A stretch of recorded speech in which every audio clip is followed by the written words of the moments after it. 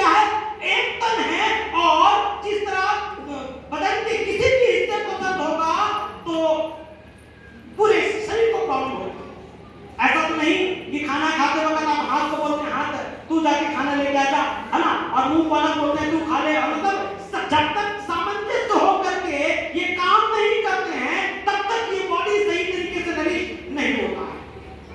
आज पति पत्नी एक तन है ना, और मैं आज आपको एक बहुत ही खास बात बताना चाहता हूं मेरे प्रियो कि पति पत्नी के लिए क्यों इंपॉर्टेंट है ना। पहली चीज हमने देखा कि पति जो है अपनी पत्नी का उद्धार करता है। एक और आयत पढ़े तो क्यों उद्धार करता है? पहला तिमुथियुस 2 की बात 15वीं आयत। तो भी स्त्री बच्चे जन्मने के द्वारा उद्धार पाएगी, यदि वह स्वयं सहित विश्वास, प्रेम और पवित्रता में स्थिर रहे। हालेलुया। बच्चे जन्मने के द्वारा उद्धार पाएगी, ऐसा बाइबल लिखा है, और ये पति के द्वारा ही हो सकता है ना। सही बात है। पति और पत्नी जब तक एक नहीं होंगे तब तक वो बच्चा नहीं जनेगी, जब तक वो बच्चा नहीं जनेगी तब तक वो उद्धार नहीं प्राप्त कर सकेगी। तो आज जिस तरीके से एक पत्नी को अपने पति के अधीन रहना है, उस बात को मुझे और आपको अपने जीवन में सीखने की जरूरत है ना। पुराने जमाने में होता था पत्नियां अपने पति को स्वामी स्वामी, है ना, और पुराने जमाने में ये भी होता था, है ना। मेरे मम्मी ने मेरे पापा का कभी नाम भी नहीं लिया, कभी नाम नहीं लिया, और भी बहुत सारे लोग हैं जो ऐसा करते हैं। मैं आपसे क्या कहना चाहता हूं, उस जमाने में भी पति पत्नी हुआ करते थे, आज भी पति पत्नी होते हैं, लेकिन क्या उस जमाने में और इस जमाने में फर्क है? आज तो today we are very sophisticated, आज हम लोग बहुत ही डेवलप लोग हैं, है ना। हमारे बाप दादाओं के पास तो ठीक तरीके से बाइबल नहीं होती थी और वो पढ़े लिखे भी नहीं थे, लेकिन फिर भी वो बहुत सारी चीजों को बहुत ही अच्छी तरीके से मैनेज करते थे। लेकिन आज की तारीख में मेरे प्रियो कई बार हम लोग इन चीजों को करने में फेल हो जाते हैं। एक चीज मुझे आपको बेहतर तरीके से समझना है ना। बेटी के लिए मैं कहना चाहूंगा कि आपका पति आपका सिर है, आपका उद्धार करता है, क्योंकि इसी के द्वारा आप अगर विश्वास के साथ, है ना, अगर जीवन जिएंगे तो आप उद्धार को प्राप्त करेंगे। तो आपके लिए जरूरी है कि आप अपने पति के अधीन रहिए, है ना। अब उसके बाद हम हस्बैंड के बारे में कुछ देखते हैं ना, जल्दी से आओ। इफिसियों 5:25।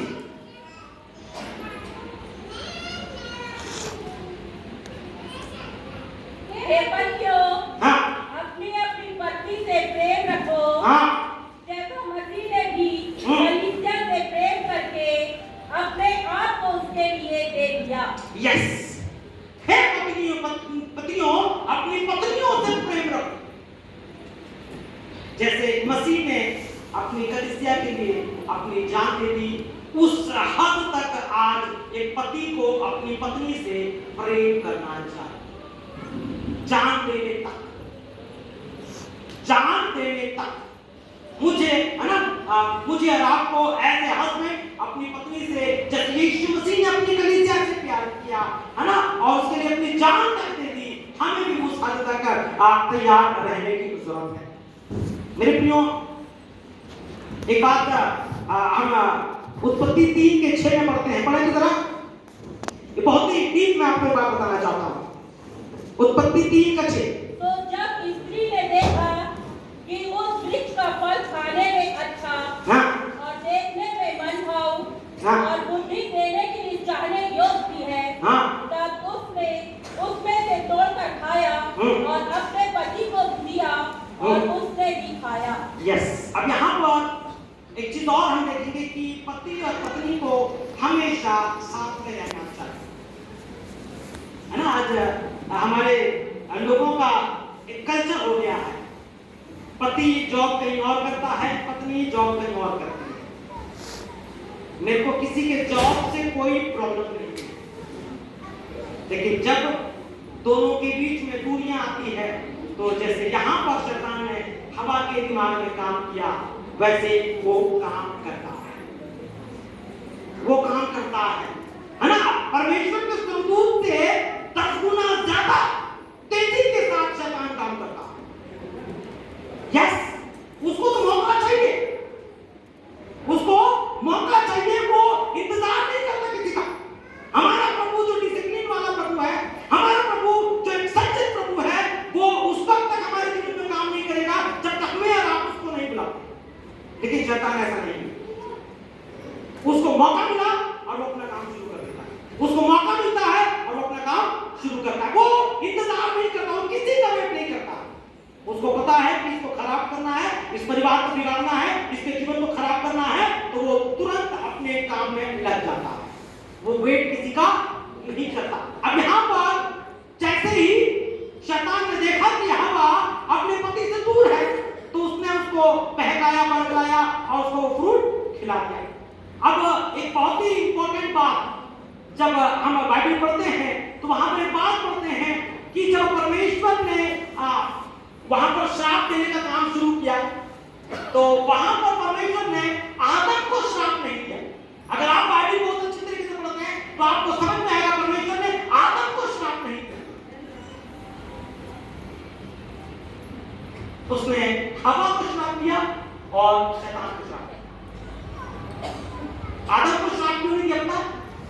क्योंकि परमेश्वर ने पहले ही कह दिया था कि ये अपनी पत्नी के क्या होगा, एकदम होगा, ये अपने पति के साथ मिला रहेगा, ये अपनी पत्नी से अलग नहीं रह सकेगा।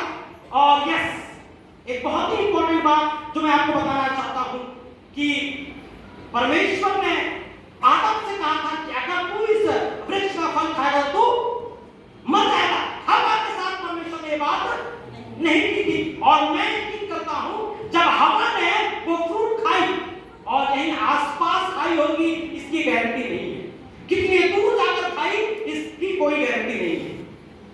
लेकिन जब उसने वो फ्रूट खाया और फ्रूट खाकर के जब वो आदम के पास तक पहुंची, तो उसके शरीर में वो जो परमेश्वर ने जो कहा था कि तू मर जाएगा, वो जो एक्टिविटीज थी उसके शरीर में दिखने लगी। देखना इधर कैमरा है। हवा के शरीर में वो कुछ चिन्ह नजर आने लगे थे। इसने उस फ्रूट को खाया है और जमीन क्या होने वाली है, मरने वाली है। और ऐसे में आदम ने भी वो फ्रूट को लिया और उसे खाने लगा। सिर्फ क्यों पता आपको? अपनी हवा को बचाने, अपनी हवा को बचाने के लिए, अपनी हवा को बचाने के लिए परमेश्वर की उस आज्ञा को भी, है ना, वो और उस बात को भी भूल गया था कि परमेश्वर ने उसको खाने के लिए मना किया था। वो भूल गया, उसको साइड करके और उसने अपनी पत्नी का साथ देने के लिए उस फ्रूट को उसने खाया और उसके भी जीवन में वही चीजें शुरू हो गई जो हवा के जीवन में उस वक्त तक शुरू हो गई थी, है ना? क्योंकि जब परमेश्वर ने कहा था जिस वक्त तो खाएगा उसी वक्त मर जाएगा, तो उसके शरीर में कुछ कुछ निशानियां आदम को नजर आने लगी थी जैसे उसने उस फ्रूट को खाया। परमेश्वर ने आदम से कहा था कि जैसे खाया जाएगा वैसे ही इसका असर दिखाई देने लगेगा। मेरे प्रियो, जब हम उत्पत्ति को उसका 17 पढ़ते पढ़िए तो, और आदम से उसने कहा, तूने जो अपनी पत्नी की बात सुनी और जिस वृक्ष के फल के विषय में मैंने तुझे तो का 17 पर भले या बुरे के ज्ञान का जो वृक्ष है, उसका फल तू कभी ना खाना, क्योंकि जिस दिन तू उसका फल खाए उसी दिन अवश्य मर जाएगा। अब यहाँ पर आदम को पता था कि उस फ्रूट के, है ना, उस फ्रूट को नहीं खाना है, उस पेड़ के वृक्ष को, फ्रूट को नहीं खाना, फल को नहीं खाना, लेकिन फिर भी उसने अपनी हवा की जान को बचाने के लिए उसने उस फल को खाया, जैसे मैंने पहले इस बात को मेंशन कर दिया। मेरे प्रियो, आज जितने भी पति लोग यहाँ पर बैठे हैं, है ना, मैं आपसे कहना चाहूंगा कि आप अपनी पत्नियों से मरते दम तक प्रेम करें, जैसे यीशु मसीह ने आखिरी दम तक कलीसिया से प्रेम किया। जब वो मरने वाला था तब भी उसने किसी को दोष नहीं दिया। जब वो मरने वाला था, क्रूस के ऊपर बैठा हुआ, हम अच्छी तरीके से समझते हैं, जब यीशु प्रभु क्रूस के ऊपर थे, उस वक्त उसके साथ जो जैसी बातें की गई, अगर आज हमारे सामने किसी के साथ किया जाएगा तो हम तो देख नहीं पाएंगे। बाइबल बताती है उसकी दाढ़ी को नोचा गया,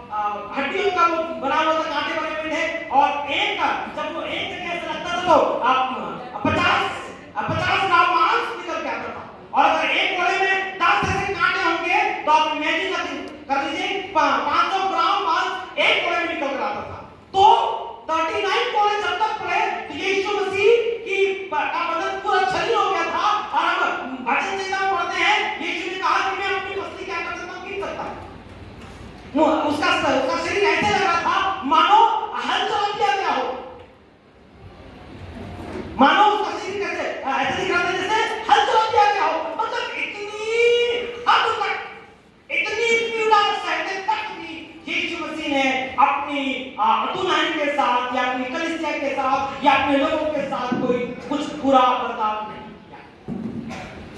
आज पतियों के लिए एक बहुत शुभ संदेश है कि हम अपनी पत्नियों से प्रेम करें और साथ ही साथ पत्नियों से, है ना, और ये बेटी से, इस बेटे से, दोनों से मैं मुखातिब हूँ, कहना चाहूंगा बेटी कि आपका पति आपका उद्धार करता है, आपको इसके साथ बने रहना है और यही, है ना, यही आपका है। बाइबल में सेकंड चॉइस नहीं ना।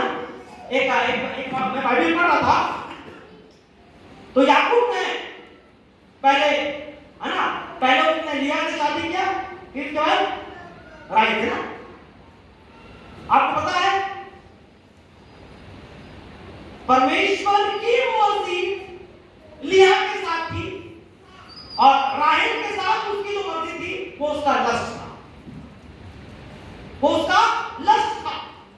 वो अपनी लस्ट की वजह से राहेल से प्रेम करता था। मैं आपको क्या बताना चाहता हूं, जो परमेश्वर पहले आपको देता है वो बेस्ट है। हालेलुया। जो परमेश्वर आपको पहले देता है वो बेस्ट है। उसके लिए आप आखिर दम तक क्या करें, बने रहें, उसके साथ आप रहें। इस तरह यीशु प्रभु अपनी कलीसिया के साथ आखिर तक बने रहना चाहता है। और मैं इस बेटी को उत्साहित करने के लिए एक वचन देना चाहता हूं, जैसे कि मैंने इस पूरे आयत को अध्याय पढ़ा, वचन देते 127 को कि यहोवा घर को बनाता ना, लेकिन एक जगह लिखा है प्रॉवर्ब्स के वचन 14 का 1 जी।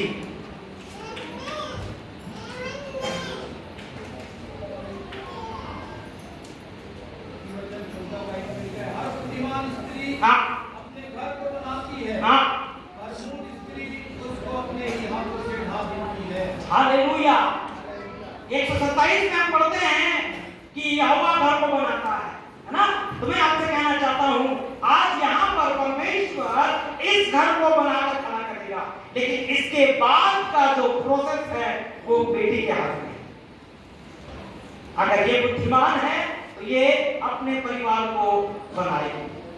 हालेलुया। अगर ये बुद्धिमान है तो ये अपने परिवार को बनाएगी। ऐसा बाइबल का परमेश्वर कहता है। जिस हवा ने सबसे पहला परिवार बर्बाद कर दिया, है ना, परमेश्वर सचमुच में सबसे बुद्धिमान है। शैतान ने जहां जहां चोट मारी ना, परमेश्वर ने वहीं पर उसको गिराया। उसने हवा को वहां पर गिराया और यहां पर परमेश्वर ने उसी औरत को घर बनाने की ताकत दी। हालेलुया। यहां पर लिखा है कि बुद्धिमान स्त्री अपना घर बनाती है। तो हर एक बुद्धिमान स्त्री अपना घर बनाती है और जो मूढ़ होती है वो उसे खत्म कर देती है, उसे बिगाड़ देती है। मेरे प्रियो, मैं आपसे कहना चाहता हूँ दोनों बच्चों के साथ साथ आप सबसे कि आज मुझे और आपको अपने घर में यीशु मसीह को बुलाना है और जब वो हमारे घर को बनाएगा तो निश्चित तौर पर हमारा घर बेहतर होगा। बेटी के लिए और कहना चाहूंगा कि बहुत सारे ऐसे कहावतें, एक कहावत मैं आपको बोलना चाहता हूँ, है ना, हमें कहते हैं अब्राहम लिंकन जी ने कहा था, no man is perished if his mother is righteous। कोई आदमी नाश नहीं होगा अगर मां धर्मी है। आमीन। हालेलुया। अगर मां धर्मी है तो कोई बेटा नाश नहीं होगा, कोई बेटा गरीब नहीं होगा, कोई बेटा शैतान के रास्ते पर नहीं जाएगा अगर मां धर्मी है ना। हम सांसारिकता में एक चीज देखते हैं कि बाप अगर पढ़ता है तो किस लिए पढ़ता है, वो अपने लिए पढ़ता है, लेकिन एक औरत पढ़ती है तो पूरे समाज के लिए पढ़ा अपनी लाइफ। बाप अपने लिए पढ़ता है, लेकिन जैसे मां अपने लिए होती है तो अपने बच्चों को पढ़ाएगी। घर में बैठकर बच्चों पढ़ाते ना, अपने बच्चों को पढ़ाएगी, उसका बच्चा बड़ा होगा, फिर वो और आगे जाएगा और आगे जाएगा और हो सकता है पूरा समाज उसके द्वारा शिक्षित हो सके। तो औरत का जो रोल है वो बहुत ही ज्यादा इंपॉर्टेंट है। औरत का रोल है बहुत ही ज्यादा इंपॉर्टेंट है। यहाँ क्लियरली लिखा है कि बुद्धिमान स्त्री ही घर बनाती है। पुरुष के बारे में ऐसी कोई आयत मुझे नहीं, अगर आपको मिलेगी तो मुझे बता दें। यस, पुरुष के बारे में मुझे ऐसी कोई आयत नहीं मिली है ना। तो इसलिए मैं आपसे कहना चाहता हूँ, है ना, कि आप ध्यान में रखें कि आप बेटी आप घर बनाने वाली हैं। आप अपने घर को बनाएं और ऐसा बनाएं कि लोगों के सामने नमूना बन जाए। आपके घर के द्वारा ये कलीसिया आशीषित होनी चाहिए। आपके घर के द्वारा आपका मोहल्ला आशीषित होना चाहिए। आपके घर के द्वारा आपका इलाका आशीषित होना चाहिए। आपके घर के द्वारा पूरा एरिया आशीषित होना चाहिए, है ना। जॉन वेस्ली की मम्मा की वजह से आज कितने, है ना, ऐसे कितने प्रभु के दास हैं, है ना, जिनकी माओ ने घुटने टेके और उनके बेटे आज दुनिया में प्रभु के नाम को कहां कहां तक पहुंचा। मां के हाथ में, है ना, एक बहुत बड़ी जिम्मेदारी है। स्त्री के हाथ में एक बहुत ही बड़ी जिम्मेदारी है। पत्नी के हाथ में एक बहुत बड़ी जिम्मेदारी है, अगर वो सही तरीके से अपनी जिम्मेदारी को निभाए। हालेलुया। मेरे भाइयों, आज इन दोनों बच्चों से यही कहना चाहता हूं कि अपनी शादी में कोई हो या ना हो, प्रभु जरूर होना चाहिए। आप प्रभु को अपने बीच में बुलाएं, प्रभु को अपने सामने रखें और उसके साथ, है ना, आप जब वादा करेंगे ना, आप पास्टर साहब की तरफ देख करके वादा ना करें। आप देखें कि प्रभु आपके बीच में मौजूद है और वो आपके वायदों को सुन रहा है। हालेलुया। वो आपके वायदों को सुन रहा है। और मैं यकीन करता हूं जब हम इस धरती से उठा लिए जाएंगे ना, यस, हम तो उठा लिए जाएंगे, उस वक्त आपका ये वायदा, उस वक्त परमेश्वर की दृष्टि में परमेश्वर के पास लिखा हुआ होगा कि तूने अपनी पत्नी से ऐसे ऐसे वादा किया था और तूने उसको निभाया। और पत्नी से भी यही कहा जाएगा, बेटा तूने भी अपने पति से ये वादा किया था और तूने बाखूबी उसे निभाया। हालेलुया। निश्चित तौर पर परमेश्वर आपकी शादी को ऐतिहासिक बनाने जा रहा है। निश्चित तौर पर आप बहुत लोगों के लिए आशीषित बनने जा रहे हैं, आशीष बनने जा रहे हैं। आप एक आशीषित जोड़ा है। प्रभु आपको आशीष दे। जोरदार ताली बजाएं आपके दास के लिए। ये अद्भुत पल है मेरे लिए कि इस नए चर्च में मैं एक परिवार को जोड़ने जा रहा हूँ। हालेलुया। और प्रभु के दास भी उस इतिहास के हिस्सा हैं और आज प्रभु के अनुग्रह से इस चर्च में, हमारे चर्च के निर्माण कमेटी के अध्यक्ष ने सुबह से अभी तक जो फैन आप दिखाई दे रहे हैं, जिसका आनंद आप ले रहे हैं, उसको लगवाने में उन्होंने बड़ी मेहनत करी है। परमेश्वर उन्हें आशीष देवे, उन पर अनुग्रह करे, परमेश्वर उनकी रक्षा करे। हालेलुया। आइए हम इस समय इस अद्भुत पल में जाएंगे और मैं निवेदन करता हूँ एक माइक जो है कोई मेरा साथ देने के लिए विकास निवेदन है, एक माइक। आप दोनों खड़े हो जाइए।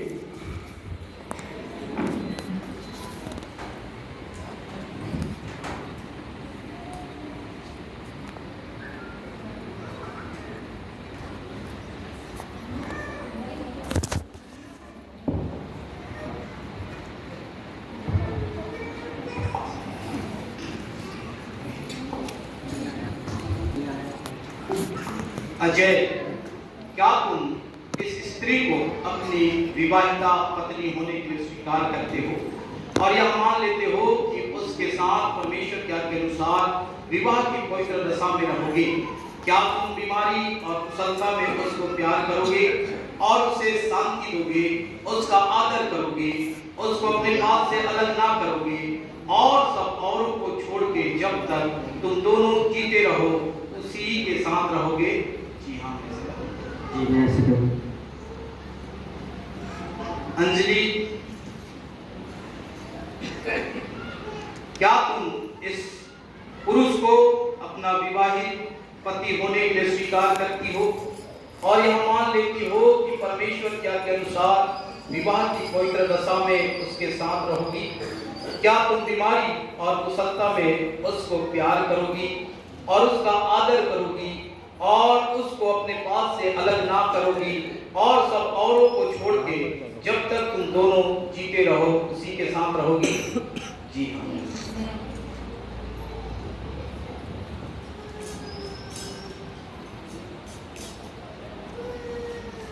कौन इस स्त्री को इस पुरुष से विवाह के लिए देता है। सामने आ जाएं, आप अपना गुलदस्ता पीछे दे दीजिएगा।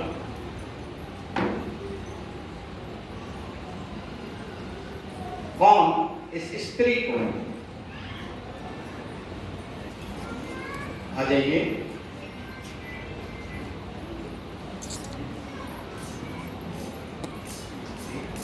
आप भी आ जाए। इनका दाहिना हाथ लेकर आप अपना दाहिना हाथ ऐसे करें, हाँ, इनका दाहिना दोनों ने हाथ पकड़ के, हाँ, हाथ पीछे, दाहिना हाथ दाहिना हाथ के हाथ में दे दीजिए और बोलिए मैं अंजलि का हाथ अजय के हाथ में देती हूँ। पिता, पुत्र और पवित्र आत्मा के नाम से, आमीन। ओके, छोड़ दीजिए। ठीक है, आप अपना दाहिना हाथ जो हाथ दिए थे आप अपना करके आप बोलेंगे, मेरे पीछे मैं बोलूँगा, आप पीछे बोलिएगा। मैं अजय तुझ अंजलि को परमेश्वर के पवित्र नियम के अनुसार अपनी विवाहिता स्त्री स्वीकार करता हूँ। स्त्री स्वीकार करता हूँ। और आज के दिन से जब तक कि मृत्यु हम दोनों को अलग ना करे, भलाई और बुराई, संपत्ति और विपत्ति, बीमारी और कुशलता में तुझसे मिला रहूंगा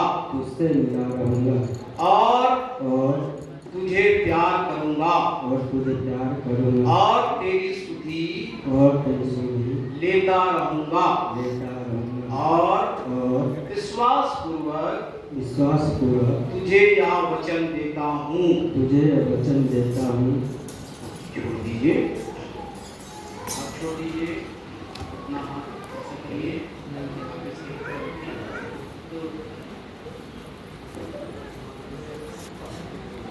मेरे पीछे बोलिए। मैं अंजलि तुझ अजय को परमेश्वर के पवित्र नियम के अनुसार अपना विवाहित पति स्वीकार करती हूँ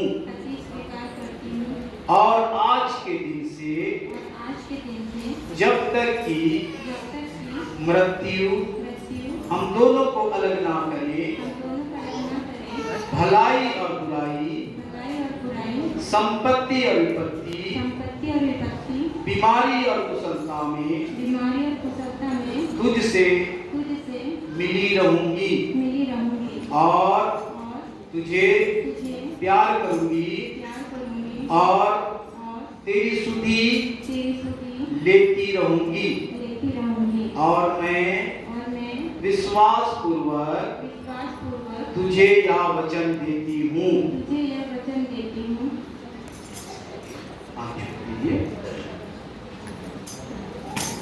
आपके पास रिंग है, छल्ला है, तो लेकर आइएगा।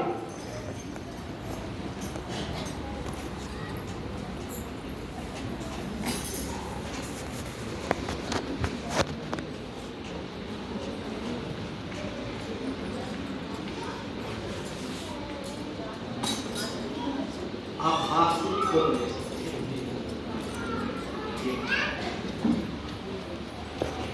आइए दुआ करेंगे और मैं निवेदन करता प्रभु के दास से इस छल्ले के लिए दुआ मांगे। प्रभु जी हम धन्यवाद करते हैं आपके महान प्रेम के लिए, जिसके तहत तूने दोनों को आज एक करने के प्रभु जी अपनी योजना बनाई है। आज जब ये झंडे के द्वारा प्रभु एक दूसरे को अपना पति और पत्नी स्वीकार करते हैं, प्रभु हम सचमुच में चाहते हैं कि उनके बीच में आ और इन्हें एक होने के साथ पवित्र आत्मा से नियंत्रण इन लोगों के जीवन में हो जाए। छल्लों को आजीव प्रभु और ये इनके वाचा के ये छल्ले हैं और जब ये अपने छल्लों को देखें प्रभु अपने इस वाचा को स्मरण करें और अपने रिश्ते को लेकर के गंभीर होते हैं प्रभु। आमीन आमीन आमीन।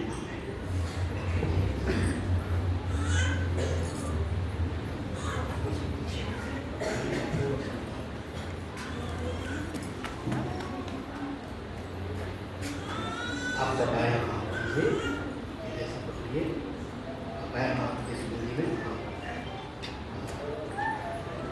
ओके मेरे पीछे बोलेंगे ना, बोलेंगे इस छलने से मैं तुझे बहाता हूँ और अपनी संसारिक संपत्ति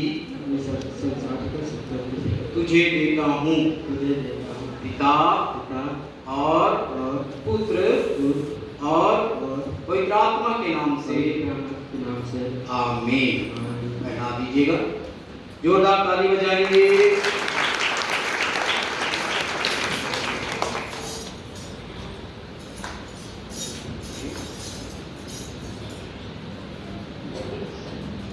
आप बताया हाथ दीजिए, मेरे पीछे बोलेंगे इस छलने से मैं तुझे देहाती हूँ और अपनी संसारिक संपत्ति तुझे देती हूँ।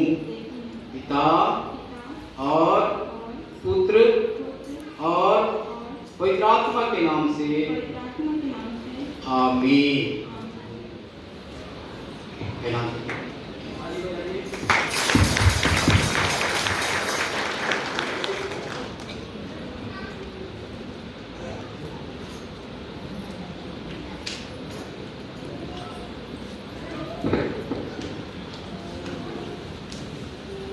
दुआ करेंगे, आंखों को बंद करें। हे सनातन काल के ईश्वर, सबों के जन्मदाता, रक्षक और सब आत्मिक आशीषों के अनंत जीवन के दाता, तू अपने इन दासों और अर्थात इस पुरुष और इस स्त्री को जिन्हें हम तेरे नाम से आशीर्वाद देते हैं, आशीष दे कि दोनों अपनी वाचा को जो इन्होंने इस समय आपस में बांधी है विश्वास के साथ पूरा करें और सदा प्रेम और मेल से रहें और तेरे नियम के अनुसार जीवन व्यतीत करें, हमारे प्रभु यीशु मसीह के द्वारा आमीन आमीन।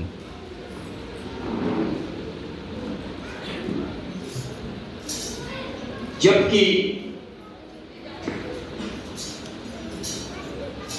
अजय और अंजलि ने इस पवित्र विवाह में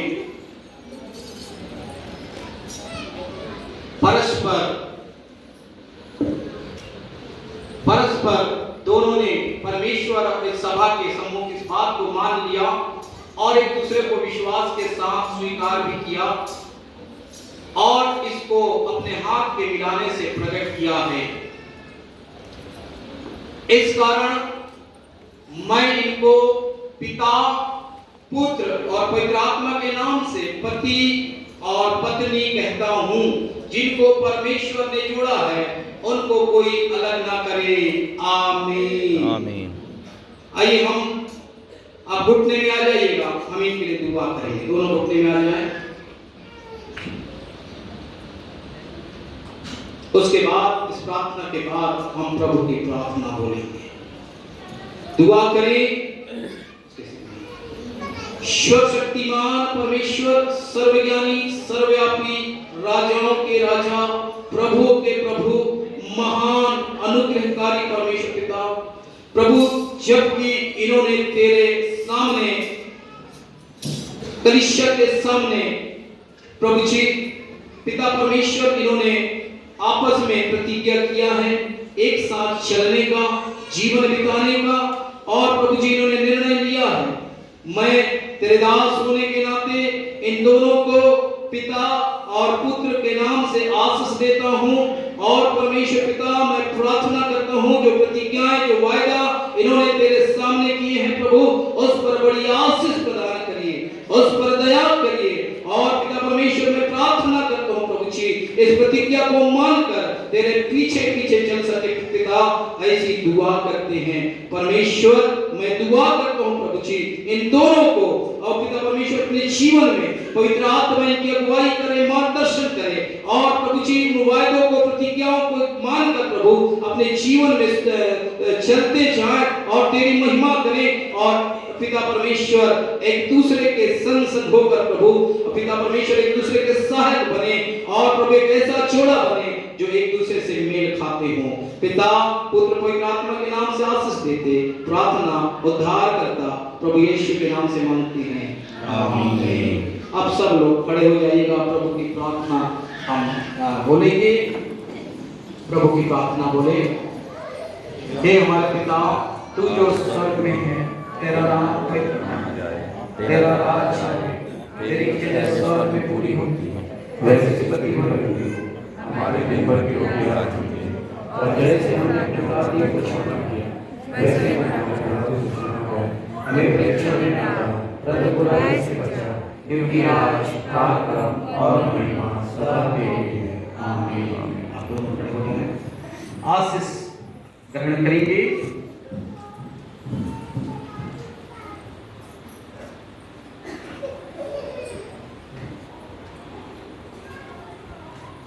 अब हमारे परमेश्वर पिता का प्रेम, पुत्र यीशु का अनुग्रह, पवित्र आत्मा की संगति और सहभागिता हम सबों के साथ, विशेष इस नवविवाहित जोड़े के साथ प्रभु की आशीष युगानुग होती रहे, आमीन।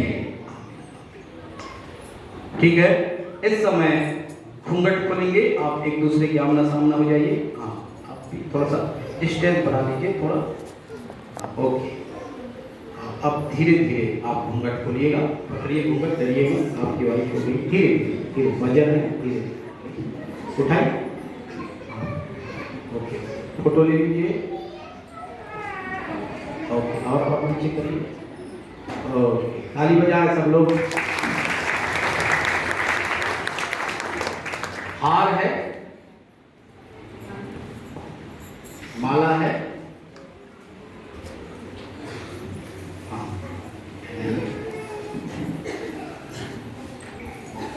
पहना लीजिए।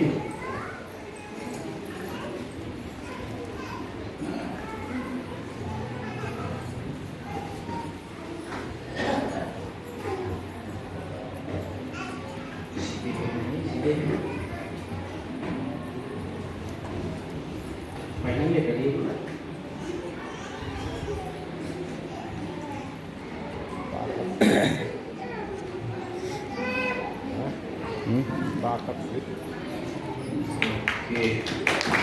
हाथ लीजिए, आप एक हाथ पकड़ लीजिए, ठीक है, अच्छे से पकड़ लीजिए। उधर देखिए फोटो के सामने,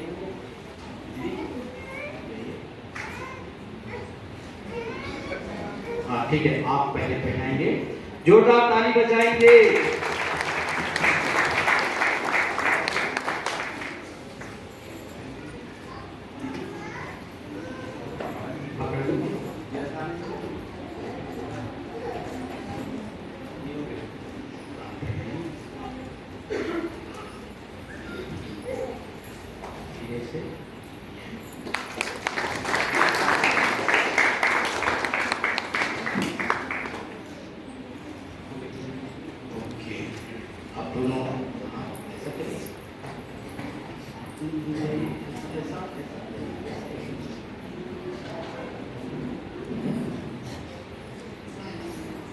फोटो खींच दीजिए।